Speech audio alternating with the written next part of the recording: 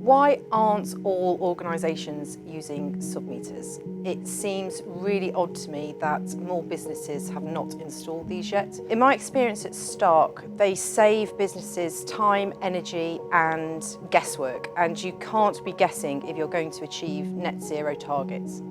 The great thing about submeter data is you can see exactly where things are going wrong.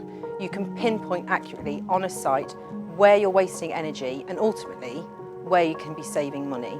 Stark's best-in-class submeter data is already being used by our customers to help them with their different challenges.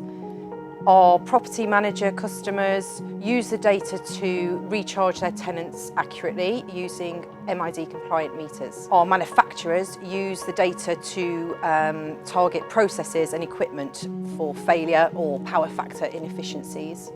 We have retailers with sites in Ireland and Northern Ireland who cannot access their main electrical consumption, so use Stark submeters to get their Day+1 data instead. Other customers use the data to simply prove the success of energy efficiency or behaviour change projects to report to head office. We have global customers who use the submeter data we collect over the internet to bring together their dispersed offices in friendly competition. All of these customers are able to view and interrogate their data on Stark ID alongside their other utilities, and that just keeps it really simple.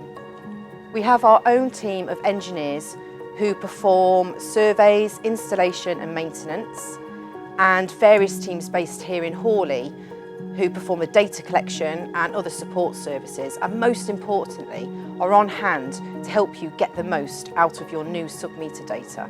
If we can reuse your existing equipment, we will. If we can create virtual online meters to calculate consumption, we will. It's just about the data and maintaining that data over time. Invest in better data is what I would say.